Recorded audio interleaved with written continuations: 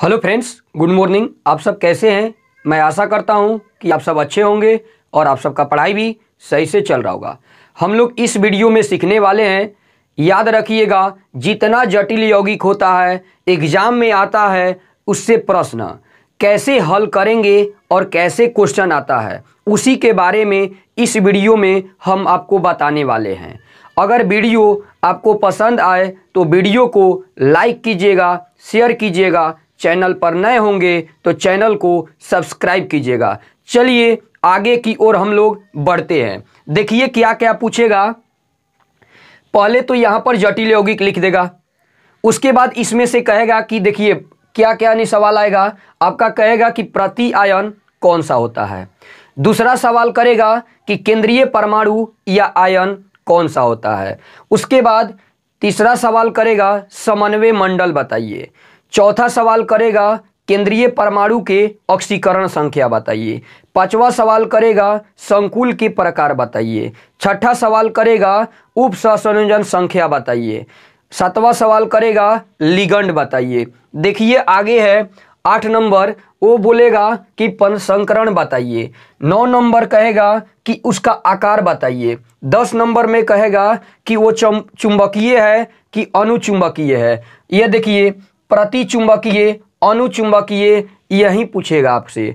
ठीक है, चलिए इसको हम बारी बारी से आपको इस वीडियो में बताने वाले हैं। वीडियो में अच्छे तरह से आप लोग बने रहिए। देखिए सबसे फर्स्ट नंबर, कोई भी संकुल यहाँ पर दे देगा या जटिल यौगिक दे देगा तो आपको क्या करना है। कोई भी सवाल इससे कर देगा, इसका IUPAC नामकरण भी आपको बताएंगे। क्या बोले?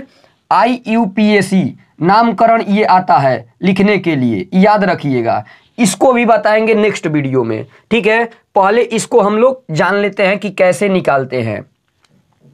अब देखिए ये बोला है कि प्रति आयन कौन सा होता है, तो याद रखिएगा ये कोष्टक से बाहर जो रहेगा, कोष्टक से बाहर जो लिखा रहेगा उसको क्या कहेंगे, तो याद रखिएगा प्रति आयन कहेंगे। क्या कहेंगे? प्रति आयन कहेंगे। अब प्रति आयन तो याद रखिएगा अणु, परमाणु और आयन तीनों बताए हैं कि कैसे कैसे होता है। नहीं जानते हैं तो आप जान लीजिए। इसमें जैसे परमाणु होता है, परमाणु याद रखिएगा, परमाणु किसी तत्व को ले लीजिएगा वो परमाणु होता है। ठीक है, सबसे सूक्ष्मतम कण होता है जो परमाणु होता है। जैसे याद रखिएगा ऑक्सीजन ले लीजिएगा, हाइड्रोजन ले लीजिएगा, सोडियम ले लीजिएगा, ये सब क्या कहलाते हैं, तो आपका कहलाते हैं ये परमाणु कहलाते हैं। याद रखिएगा अणु किसको कहते हैं, तो दो या दो से अधिक तत्व को मिलाकर अणु का निर्माण होता है। जैसे CO2 लिख देंगे, चाहे ये O2 लिख दिए। अब देखिए CO2 ये भी अणु कहलाएंगे, H2SO4 ये भी अणु कहलाते हैं। समझ गए? उसके बाद दो से लेकिन अधिक होना चाहिए। अब देखिए जिसको आयन नहीं कहेंगे तो भाई कौन सा आयन होता है, तो याद रखिएगा आयन उस पर प्लस माइनस से सूचित किया जाता है। याद रखिए यही चार्ज होता है, इसी को ऑक्सीकरण संख्या भी कहते हैं। अब देखिए ऑक्सीकरण संख्या नेक्स्ट वीडियो में आपको बताया है कि कैसे निकाला जाता है। ठीक है, इसमें भी बता देंगे। अब देखिए ये सोडियम है, सोडियम के ऊपर प्लस होता है। जैसे लिख दिए ये कैल्शियम लिख दिए, कैल्शियम के ऊपर प्लस होता है, यही चार्ज नहीं कहलाता है ये आयन। तो याद रखिए यही सवाल बोला है कि प्रति आयन को लिखिए। तो प्रति आयन क्या होता है, तो याद रखिएगा ये कोष्टक से बाहर टोटल कहलाते हैं, वो प्रति आयन हो जाते हैं। लेकिन इसको आयन के रूप में लिखना है। कैसे लिखना है, तो इसको आयन के रूप में लिखना है, याद रखिएगा। ये मिटा देते हैं। ठीक है, अब देखिए ये आयन के रूप में बाबू लिखना है इसको। तो देखिए अब देखिए ये क्या कहलाता है, इस पर नहीं, जैसे में पोटेशियम है, पोटेशियम का आयन होता है +1। ये ठीक है, ये आपको भी बता दिया है ये नेक्स्ट वीडियो में। ठीक ना, वो जाकर नहीं देख लीजिए कि कैसे आयन निकालते हैं। तो अब देखिए इस पर +1 होता है तो ऐसे लिखेंगे कि उस पर +1, जैसे पोटेशियम +1 हो जाता है। इसी को नहीं कहेंगे कि प्रति आयन है। आप तो समझ गए। चलिए आगे देखिए केंद्रीय परमाणु या आयन। केंद्रीय परमाणु या आयन बोला, क्या बोला? केंद्रीय परमाणु या आयन। तो याद रखिएगा ये डी ब्लॉक के तत्व होते हैं, अधिक डी ब्लॉक के तत्व होते हैं, वही कहलाते हैं आपका केंद्रीय परमाणु या आयन। इसको भी आयन के रूप में लिखिए तो ऑक्सीकरण संख्या निकाल कर लिखते हैं। तो ऑक्सीकरण संख्या नेक्स्ट वीडियो में बताए थे कैसे निकालना है। तो ये देखिए यहाँ पर थोड़ा मिटा दे रहे हैं ये, ठीक है, इसको K+ से सूचित करते हैं। समझ में आ गया। अब आगे देखिए ऑक्सीकरण संख्या इसका निकालना है भाई, तो कैसे निकालेंगे? तो ये इसका +1 गुना कई गो है तो 2 गो है, प्लस इसका निकालना है तो x मानिएगा कितना है संख्या तो 1 हो जाएगा, प्लस इसका होता है -1 गुना ये 4 कर देंगे। अब बराबर ऊपर प्लस माइनस नहीं है तो 0 कर देंगे। अब बताइए इसको हल करेंगे तो 2 गो प्लस और 4 गो माइनस, 4 गो में से 2 गो चल जाएगा तो कितना बचेगा? तो याद रखिएगा x - 2 बचेगा बराबर 0। तो x बराबर क्या आ गया? तो +2 आ गया। यही याद रखिएगा, प्रति आयनी में नहीं केंद्रीय परमाणु में लिखते हैं। कैसे? तो केंद्रीय परमाणु ये डी ब्लॉक के होंगे, उससे सटे रहेंगे, वो कहलाएंगे लिगंड। क्या कहलाएंगे? लिगंड। अब देखिए ये तो हो गया मेरा केंद्रीय परमाणु या आयन, तो इसको लिख देंगे ऐसे Fe और वही वाला चार्ज इस पर दिखा देंगे। तो आपका क्या बन जाएगा? ये 2+ बन जाएगा। क्या बन जाएगा? इस साइड में लिखिए या तो इस साइड में लिखिए, कोई दिक्कत नहीं है। समझ गए? अब देखिए क्या बोला है, समन्वय मंडल। क्या बोला? समन्वय मंडल।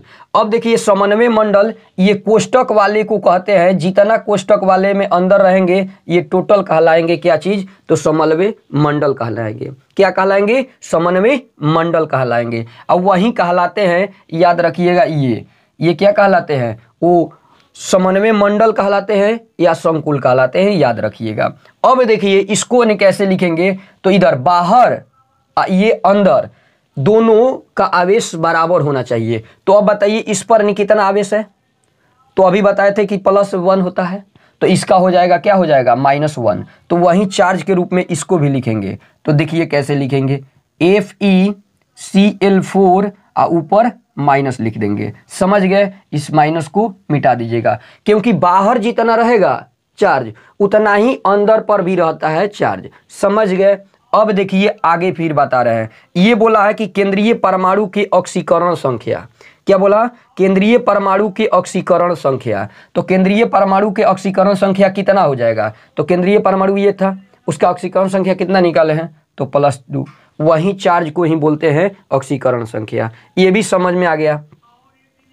अब देखिए ये जैसे संकुल के प्रकार, संकुल 2 प्रकार के होते हैं, एगो होमोलैप्टिक एक होते हैं हेट्रोलैप्टिक। आप लिख लीजिएगा, होमोलैप्टिक एक होते हैं हेट्रोलैप्टिक। तो ये कौन सा जानेंगे कि कौन सा ये है संकुल? तो याद रखिएगा, ये है प्रति आयन ये कहलाते हैं, जबकि केंद्रीय परमाणु ये। तो केंद्रीय परमाणु में ध्यान रखना है कि केंद्रीय संकुल में केंद्रीय परमाणु से अगर एक लिगंड जुटा रहेगा उसको होमोलैप्टिक कहते हैं, जबकि एक से अधिक लिगंड जुटेगा उसको हेट्रोलैप्टिक कहते हैं। तो इससे एक ही तो लिगंड न है, तो याद रखिएगा होमोलैप्टिक कहेंगे। क्या कहेंगे?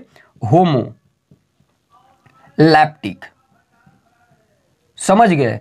अन्यथा 2 से अधिक जुटेगा, 1 से अधिक जुटेगा, उस कहलाएंगे हेट्रोलैप्टिक। अभी एग्जाम्पल देकर आपको समझाएंगे, ठीक है, 2-4 देंगे। अब देखिए उप सहसंयोजन संख्या। उप सहसंयोजन संख्या निकालने के लिए कई बार नहीं आते रहता है, याद रखिएगा ट्रिपल स्टार है। उप सहसंयोजन संख्या कैसे निकालते हैं? तो देखिए दाता परमाणुओं की संख्या को उप सहसंयोजन संख्या कहते हैं। ये देखिए केंद्रीय परमाणु से जुड़े तो जुड़ते हैं लिगंड, तो लिगंड में दाता परमाणुओं की संख्या को ही उप सहसंयोजन संख्या कहते हैं। इसका परिभाषा भी पूछ देता है, तो परिभाषा भी ऐसा ही लिखिएगा। समझ गए? केंद्रीय परमाणु से सटे लिगंड में जितने दाता परमाणुओं की संख्या होंगे वो टोटल कहलाएंगे उप सहसंयोजन संख्या कहलाएंगे। अब आपको समझ में तो आ गया। चलिए अब देखिए, ये तो निदाता नहीं क्या है, एक ही दाता है, लेकिन संख्या कितना है? तो 4 है, इसलिए उप सहसंयोजन संख्या कितना हो जाएगा? 4 हो जाएगा। अब देखिए ये लिगंड है, लिगंड ये एक दंतुर वाला है, द्विदंतुर वाला है, वहीं बताए हैं। कि दाता परमाणुओं की संख्या, तो एक दाता वाले हैं। क्या? एक दाता वाले हैं, इसलिए ये एक दंतुर वाले हैं। क्या है? एक दंतुर। एक दंतुर, एक दंतुर। एक दंतुर में कौन है? तो भाई लिख देंगे क्लोरीन माइनस। समझ गए? यही कहलाते हैं लिगंड। अब बताइए आगे है प्रसंकरण। तो प्रसंकरण उप सहसंयोजन संख्या पर निर्भर करता है। अगर उप सहसंयोजन संख्या, इसको मिटा दे रहे हैं, ठीक है, उप सहसंयोजन संख्या इसको मिटा दे रहे हैं, ठीक है।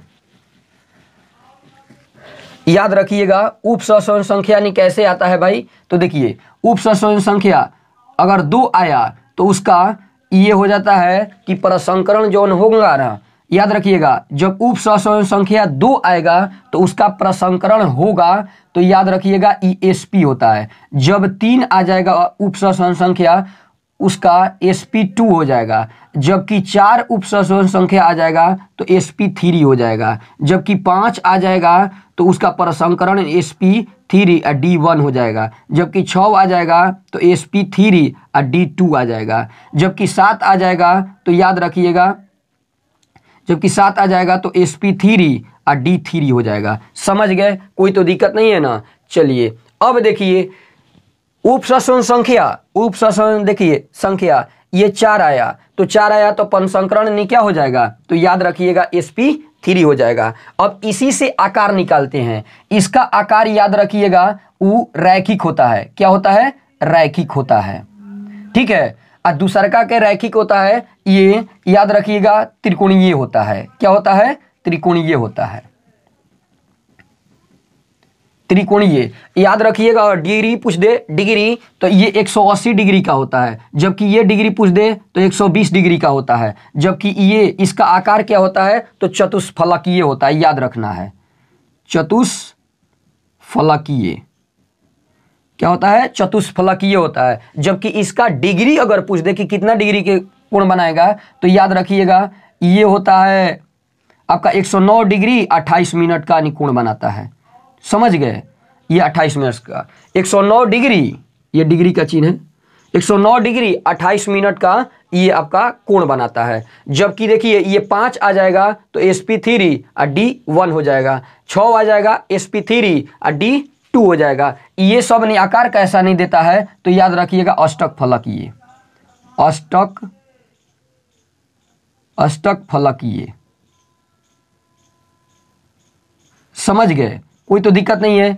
याद रखिए फिर से 2 आएगा तो उसमें प्रसंकरण नहीं पाए जाएंगे sp, जबकि 3 आएगा तो sp2, जबकि 4 आएंगे उप सहसंयोजन संख्या तो sp3।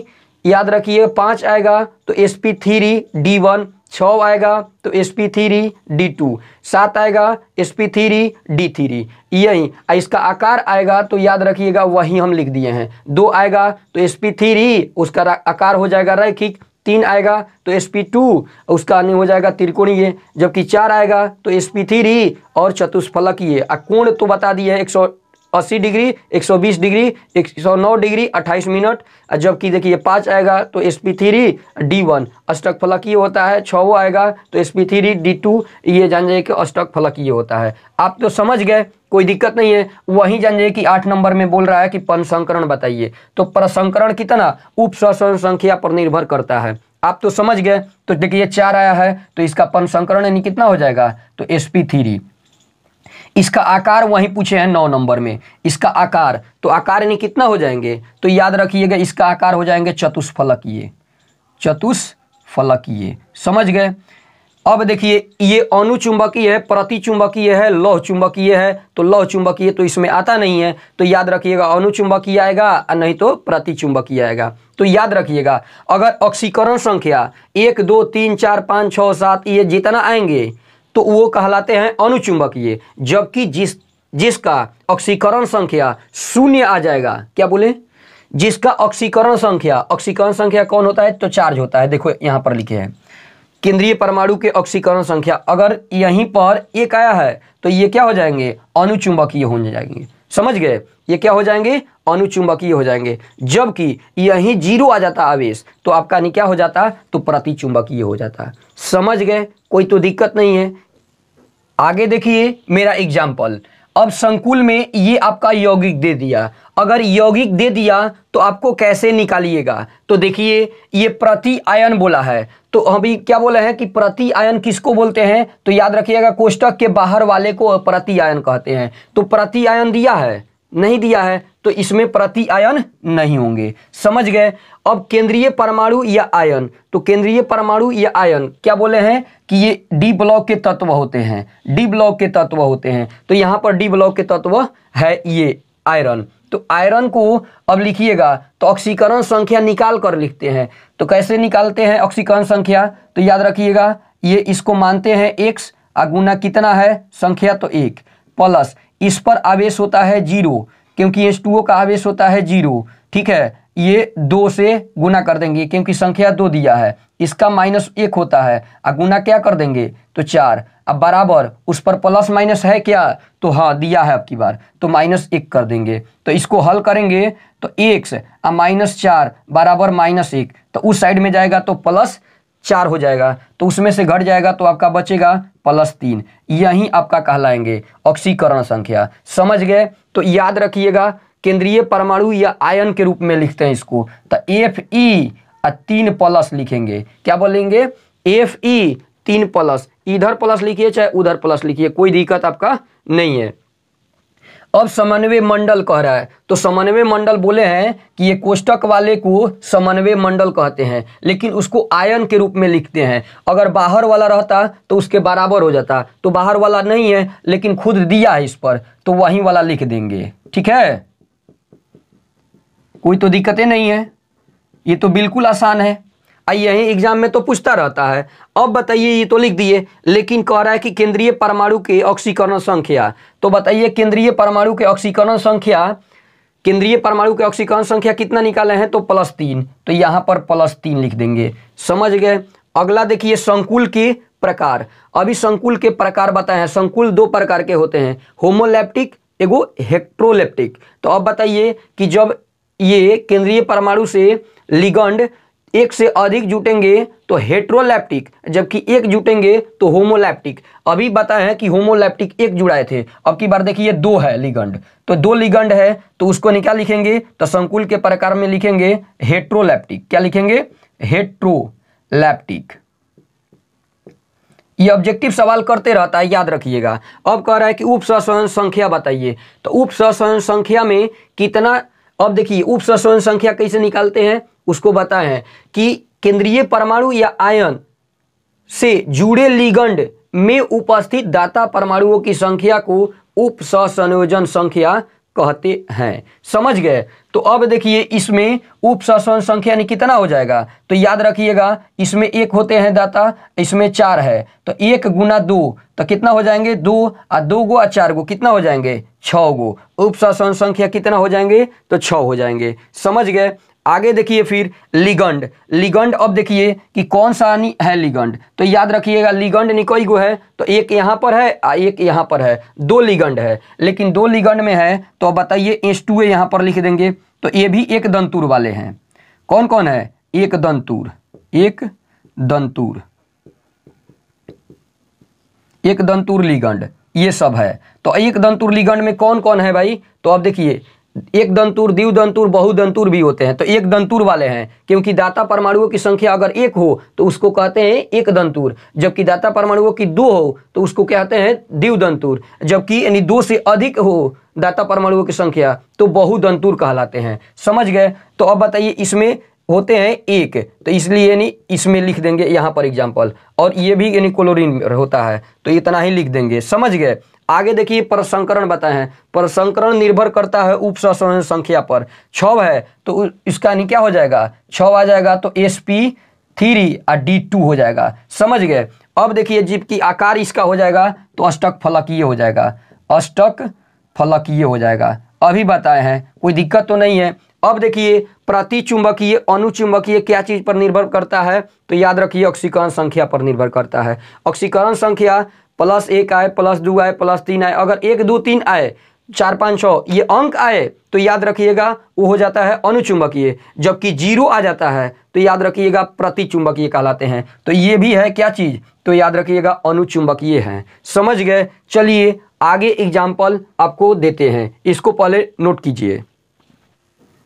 देखिए अगला एग्जाम्पल आपके पास सामने है, ठीक है। तो देखिए इसका पहले प्रति आयन निकालेंगे। तो प्रति आयन निकालने के लिए आपको क्या बताएं, तो ये जितना कोष्टक है, कोष्टक से बाहर जौन होता है तत्व, उसी को कहते हैं, क्या कहते हैं, तो प्रति आयन कहते हैं। जैसे में ये आपके पास पोटेशियम है तो बाहर तो है, तो याद रखिएगा वहीं आपका क्या हो जाएगा, तो प्रति आयन के रूप में लिखते हैं। तो याद रखिएगा प्लस से सूचित करते हैं, एक होता है इसका आयन।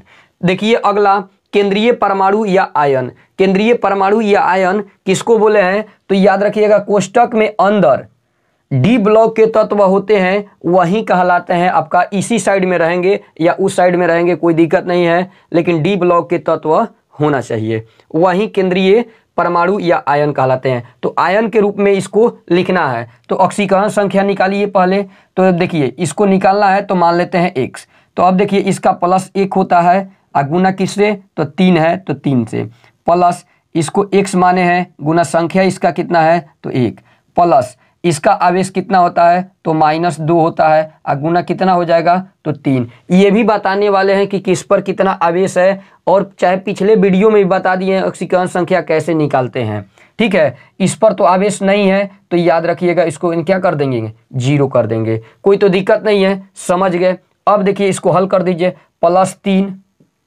+ x -6 बराबर 0। तो x बराबर कितना हो जाएगा, तो +3 हो जाएगा। समझ गए, कोई तो दिक्कत नहीं है। अब देखिए यहीं लिखना है आयन के रूप में। तो केंद्रीय परमाणु या आयन तो कितना आया है, तो 3+ लिख देंगे, कोई दिक्कत तो नहीं है। आगे देखिए फिर समन्वय मंडल। समन्वय मंडल क्या बोले हैं कि जितना ये बाहर रहेंगे उस पर आवेश उसी के उल्टा हो जाते हैं आवेश। तो ये देखिए +1 आवेश है तो इस पर माइनस आवेश हो जाएगा, तो कितना हो जाएगा, तो माइनस आवेश। यही टोटल निकालते हैं घेरे हुए पार्ट को, ये समन्वय मंडल। तो अब देखिए ऐसे लिख देंगे FeCO2 O4 के होल 3 ऊपर -1। समझ गए। अब देखिए अब क्या करेंगे, तो केंद्रीय परमाणु के ऑक्सीकरण संख्या कितना आया है, ऑक्सीकरण संख्या तो +3 लिख देंगे, कोई दिक्कत नहीं है। अब संकुल के प्रकार बोल रहा है, तो देखिए कितना लिगंड लगा है। तो ये केंद्रीय परमाणु से सटे जितने तत्व रहते हैं वो टोटल कहलाते हैं लिगंड। तो लिगंड एक ही है, इसलिए नहीं क्या कहेंगे, इसका लिगंड का प्रकार होगा होमोलैप्टिक, कोई दिक्कत तो नहीं है। आगे देखिए फिर उपसंसन संख्या। उपसंसन संख्या यानी किसको बताए हैं, तो लिगंड में जितने दाता परमाणु की संख्या होंगे वो टोटल कहलाते हैं आपका उपसंसन संख्या। तो अब बताइए इसमें नहीं 2 दाता होते हैं, अब दाता कैसे काउंटिंग करेंगे, कैसे नहीं पता करेंगे, ये सब बता रहे हैं। अब देखिए कैसे आपको बताना है कि कई गो दाता उसमें है। दाता का मतलब होता है, आप लोग दादा समझिएगा, दादा का मतलब आपके घर में दादा होंगे तो याद रखिएगा वही तो मालिक होंगे ना, मालिक को ही बोला जाता है दाता परमाणुओं की संख्या, कि कौन दाता है। समझ गए। अभी नहीं समझे, जैसे ये आप लोग ने है 3 लोग, जैसे मम्मी है, एक पापा है, एक जान जाइए कि आप हैं। तो अब बताइए 3 लोग हैं, 3 लोग में आपसे कोई भी पूछ देगा कि बताइए कि इसमें कौन मालिक हैं, गर्जीवन कौन है, तो आप डायरेक्ट कहिएगा कि पापा हैं, पापा को नाम रखिएगा। तो वही मालिक को ही क्या कहते हैं, दाता परमाणु।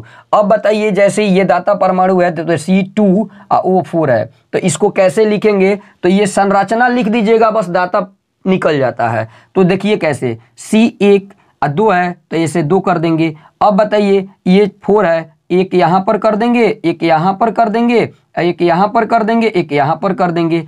अब देखिए ये अब जौन केंद्रीय परमाणु होंगे वही दाता कहलाते हैं। समझ गए। अब देखिए ये तो कार्बन 4 लेता है, ठीक है, लेकिन इन्हें 3 ही लिया है तो इसमें डबल बॉन्ड कर देंगे। समझ गए। अब देखिए डबल बॉन्ड नहीं कर देंगे, ये नहीं कितना हो जाएगा, तो अब देखिए इस पर नहीं तो ऐसे भी कर सकते हैं कि ये सिंगल बॉन्ड नहीं हो जाएगा, इसमें डबल बॉन्ड चिपका देंगे, कोई तो दिक्कत नहीं है। तो अब बताइए सिंगल बॉन्ड नहीं हो गया यहाँ पर। अब देखिए कि कितना कितना यानी कौन कौन भाई लिया, तो इधर से भी नहीं कर देंगे चाहे इधर से भी कर देंगे, समझ गए। तो 4 देखिए ये कार्बन को लेना है 4, तो 2 इधर से ले लिया, एक इधर से एक इधर से ले लिया, तो कार्बन का तो पूरा हो गया 4। लेकिन अब बताइए इसका तो पूरा नहीं है, 2 गो तो चाहिए, तो 2 गो चाहिए, तो 2 गो ऐसे तिरछी नहीं हो गया, ये लिया है लेकिन 1 गो इधर से सिर्फ लिया है, ये भी समझ में आ गया। और नहीं तो डायरेक्ट ऐसे नहीं काम करना है तो कर सकते हैं, ऐसे भी नहीं कर सकते हैं। देखिए ये डबल बॉन्ड से जुड़ा दीजिए और ये वाला डबल बॉन्ड से जुड़ा दीजिए, तो 4 4 ये पूरा हो गया, 4 4 इधर भी पूरा हो गया, तो इसको ऐसे दिखा दीजिए और अच्छा हो जाएगा। लेकिन आपको दाता परमाणुओं की संख्या नहीं को देखना है, तो दाता नहीं बताइए कि यही तो मेन पार्ट है ना, इधर तो जिसका लड़का है ये तो बट गया है, वही कहलाते हैं दाता। 1 और 2 कितना हो जाएंगे दाता परमाणु इसमें, अब देखिए 2 ही हो जाएंगे, कितना हो जाएंगे तो 2। उप संख्या नहीं कितना हो जाएगा, तो 2 गो गुना 3 गो द्वितीय 6 हो जाएंगे, समझ गए। ये वाला माइनस को लिख दीजिए, हटा दीजिएगा। आगे देखिए लिगंड, लिगंड यानी कौन सा है, तो जानिए कि लिगंड में ये सिर्फ एक ही है, तो लिगंड यानी कई दंतुर वाला है, तो याद रखिएगा एक दंतुर द्विदंतुर बताए थे ना, तो अब देखिए इसमें 2 गो दंतुर वाले, तो यहाँ पर लिख देंगे द्विदंतुर, द्विदंतुर, ठीक है, द्विदंतुर। द्विदंतुर में कौन है भाई, तो लिख देंगे उसी का नाम यहाँ पर, समझ गए। तो द्विदंतुर में आएंगे क्योंकि 2 होते हैं, इसका दाता परमाणुओं की संख्या। अगला देखिए इसका, जैसे में हम लोग देखेंगे कैसे निकालते हैं। अगर आपके पास ये है देखिए, तो इसमें दाता परमाणुओं की संख्या कैसे निकालेंगे, संरचना बनाकर निकालेंगे। तो देखिए कैसे, यहाँ पर n लिख दिए, n लिख दिए तो इधर ऐसे कर दिए, कर दिए, इधर कर दिए। अब बताइए इधर इधर बट गया, तो मेन मालिक इसमें नहीं कौन है, तो याद रखिएगा नाइट्रोजन हो जाएंगे। तो इसमें दाता परमाणुओं की संख्या सिर्फ नहीं कितना है, तो दाता परमाणुओं की संख्या कितना है, दाता परमाणुओं की संख्या मान लीजिए इसका 1 हो जाएगा, क्योंकि एक ही तो मालिक है ना, तो याद रखिएगा। अब जैसे ये भी बता देंगे, अब जैसे कोई कहेगा कि इसका बताइए भाई, तो इसमें दाता परमाणुओं की संख्या आपको भी बता दिए कैसे निकाला जाता है, कैसे नहीं निकाला जाता है। अगर वीडियो आपको पसंद आ रहा है तो वीडियो को लाइक कीजिए, शेयर कीजिए, चैनल पर नए होंगे तो चैनल को सब्सक्राइब कीजिए। जैसे दाता परमाणुओं की संख्या दे देगा, जैसे H2O में निकाल कर बताइए, तो H2O में देखिए मालिक कौन हो जाएंगे, तो ऐसे ऐसे बढ़ जाएंगे, ऐसे ऐसे संरचना हो जाता है। संरचना हो गया, इसको नहीं चाहिए कितना, तो 2 चाहिए, एक इधर से ले लिया, एक इधर से ले लिया, पूरा हो गया। तो इसमें दाता परमाणुओं की संख्या कितना है, तो मालिक एक ही है, इसलिए इसमें दाता परमाणुओं की संख्या कितना हो जाएगा, 1 हो जाएगा। अब तो आप समझ गए होंगे, अगर नहीं समझ में आ रहा है तो फिर से देख लीजिए। अगर दाता परमाणुओं की संख्या को देखना है तो फिर से देखिए CH4 हो गया, जैसे में ये हो गया। तो अब बताइए इसको संरचना बनाइएगा तो कैसे बनाइएगा, इधर H इधर H इधर H, ये तो H लगा है, ये सब ये तो लड़का है, लेकिन मालिक कौन है, तो याद रखिएगा ये है कार्बन। तो कार्बन की संख्या कितना है, तो याद रखिएगा 1, मालिक कितना है, तो 1, तो याद रखिएगा वही नहीं होता है दाता परमाणुओं की संख्या। आपको तो समझ में आ गया, कोई दिक्कत नहीं है। अब देखिए इसमें परसंकरण कितना होता है, तो परसंकरण 6 आया है, अक्सर उपसंस्करण संख्या पर निर्भर करता है, तो इसका उपसंस्करण संख्या 6 आया है, तो परसंकरण क्या होना चाहिए, तो sp3 और D2 हो जाना है। अभी बताएं, 1 आता है, 1 नहीं आता है। अगर 2 से स्टार्टिंग होता है, 2 आता है तो sp, 3 आता है तो sp2, और जबकि 4 होता है sp3, 5 होता है sp3d1, 6 होता है sp3d2 हो जाता है, जबकि इसका आकार हो जाएगा अष्टकफलकीय, अष्टकफलकीय, समझ गए, कोई दिक्कत तो नहीं है। अगला हो जाएगा, ये बताइए कि प्रति चुंबकीय है कि अनुचुंबकीय है, तो इस पर निर्भर करते हैं ऑक्सीकरण संख्या पर। ऑक्सीकरण संख्या अगर 0 आ जाएगा तो आपका प्रति चुंबकीय हो जाएगा, जबकि जानिए कि ये 1 2 3 नहीं आ जाएगा, 4 आ जाएगा, तो ये सब अनुचुंबकीय कहलाते हैं, अनुचुंबकीय है। ये भी आपको समझ में आ गया, कोई दिक्कत तो नहीं है। चलिए अगला एग्जाम्पल की तरफ बात करते हैं। अगला एग्जाम्पल को देखिए आपके पास जटिल यौगिक लिख दिए। अब जटिल यौगिक है, इसमें अब बताइए कि कौन कैसे निकलता है। आप तो निकाल सकते हैं, कोई दिक्कत नहीं है। एग्जाम में ये लगभग 5 नंबर से अधिक आएगा, याद रखिएगा इसी वीडियो से। बोर्ड में जाइएगा, खुद नहीं एग्जाम दीजिएगा तो आपको पता चल जाएगा, इसलिए बताते हैं, इसको रिवाइज कर लीजिएगा, ठीक है। तो देखिए पहले प्रति आयन किसको बोलते हैं, तो याद रखिएगा कोष्टक के बाहर वाले को प्रति आयन कहते हैं, ठीक है। उसको लिख दीजिएगा, NO3 है ये, और उस पर आवेश कितना होता है, तो -1 होता है आवेश, इसको लिख दीजिएगा। अब केंद्रीय परमाणु या आयन को देखना है, तो केंद्रीय परमाणु या आयन कैसे नहीं होता है, तो केंद्रीय परमाणु और आयन ये आयन के रूप में, तो इसका ऑक्सीकरण संख्या निकालना पड़ेगा भाई। तो ऑक्सीकरण संख्या यानी कैसे निकालेंगे, याद रखिएगा प्रति आयन इस साइड में रह सकता है, उस साइड में रख सकता है, कोई दिक्कत नहीं है, डरिएगा नहीं। तो वैसे हो गया तो वहां पर नाम लिख दीजिए। अब देखिए केंद्रीय परमाणु को कैसे निकालते हैं, तो पहले ऑक्सीकरण संख्या निकालना पड़ता है भाई। तो ये देखिए इसको मान लीजिएगा x अगुना एक संख्या है, प्लस इस पर आवेश कितना होता है, तो 0 अगुना नहीं कितना कर दीजिएगा 4, प्लस इस पर कितना आवेश होता है, तो 0 संख्या कितना है, तो 1, प्लस -1 होता है, इसका गुना कितना कर दीजिएगा 1, प्लस ये देखिए इसका -1 होता है, गुना कितना कर दीजिएगा 2। अब बताइए इस पर तो आवेश नहीं है तो इसको निकाल कर दीजिएगा, 0 मान लीजिएगा। तो इसका कैसे निकालेंगे, तो देखिए x अब प्लस ये भी 0, ये भी 0, ये -1, आपके पास कितना बचा -1, अब माइनस ये भी 2, तो कितना हो जाएगा 0, तो ये -1 -2, तो -3 उस साइड में जाएगा, तो x बराबर नहीं कितना हो जाएगा, तो +3 हो जाएगा। कोई दिक्कत तो नहीं है। तो वहीं केंद्रीय परमाणु और आयन के रूप में लिखिएगा, ये डी ब्लॉक के होना चाहिए तत्व, ठीक है, वहीं हो जाएगा।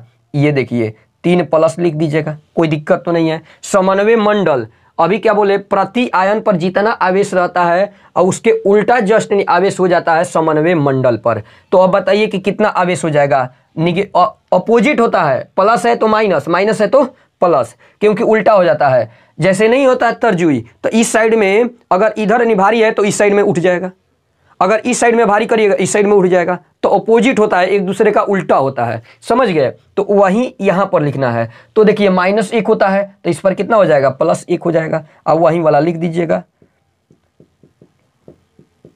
अब तो अच्छे तरह से लिख दीजिएगा, कोई दिक्कत तो नहीं है, सब निकाल दीजिएगा, ठीक है। नहीं निकलेगा तो याद रखिएगा, आप पछताइएगा, ठीक ना। अब देखिए केंद्रीय परमाणु के ऑक्सीकरण संख्या कितना निकाले हैं, तो ये +3, यहाँ पर +3 लिख दीजिएगा। संकुल के पर क्या जानना है, संकुल के प्रकार कैसे जानते हैं, तो याद रखिएगा संकुल के प्रकार, अगर केंद्रीय परमाणु से एक लिगैंड जुटे होंगे तो उसको कहते हैं होमोलैप्टिक, जबकि एक से अधिक रहेंगे तो हेट्रोलैप्टिक। तो एक से अधिक तो है, तो इसको क्या नाम नहीं देंगे, तो हेट्रोलैप्टिक,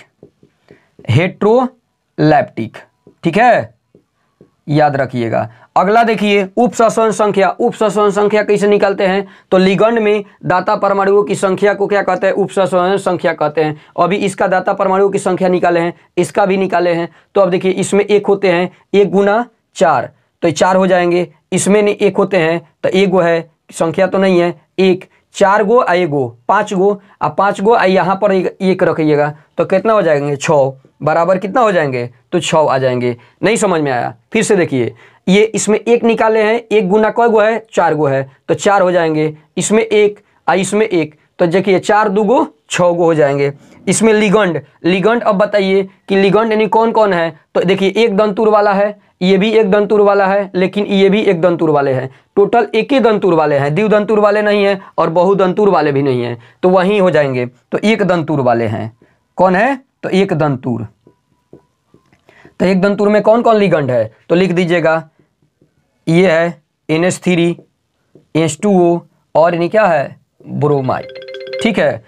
आगे देखिए फिर यानी पनसंकरण यानी कैसे निकालते हैं, तो प्रसंकरण में आपको बताएं कि पनसंकरण उपसंसन संख्या को ही पनसंकरण उसी से निकलता है भाई। तो 6 आ जाते हैं, तो प्रसंकरण नहीं हो जाएंगे sp3 और D2 हो जाएंगे, जबकि आकार हो जाएंगे, ये याद रखिएगा अष्टक फलकीय हो जाएंगे। क्या हो जाएंगे, अष्टक फलकीय हो जाएंगे, समझ गए। ये भी अब बताइए कि प्रतिचुंबकीय है, अनुचुंबकीय है कि लौह चुंबकीय है।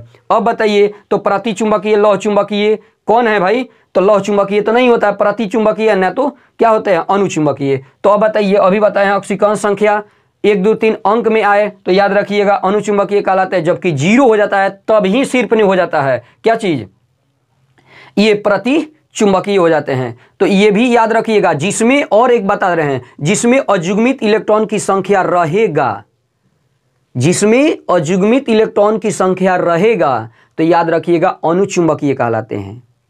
ठीक है, और जिसमें नहीं रहेंगे अजुग्मित इलेक्ट्रॉन तो याद रखिएगा वो कहलाते हैं प्रतिचुंबकीय। ये भी आपको तो समझ में आ गया, ये भी आता है सवाल, याद रखिएगा। तो ये कौन सा हो जाएंगे, तो 3 है तो याद रखिएगा अनुचुंबकीय हो जाते हैं। समझ में आ गया। चलिए इसको अच्छे तरह से आप लोग नोट कर लीजिए। चलिए अगला एग्जाम्पल आप लोग देख लीजिए। अब देखिए इसमें ये तो दे दिए हैं यौगिक, अब कैसे निकालिएगा प्रति आयन। तो प्रति आयन बताइए कोष्टक के बाहर है, बिल्कुल नहीं है तो यहाँ पर नहीं होगा। ठीक है, केंद्रीय परमाणु या आयन, तो केंद्रीय परमाणु और आयन कैसे निकालेंगे, इस पर देखते हैं कि कितना आवेश नहीं आएगा।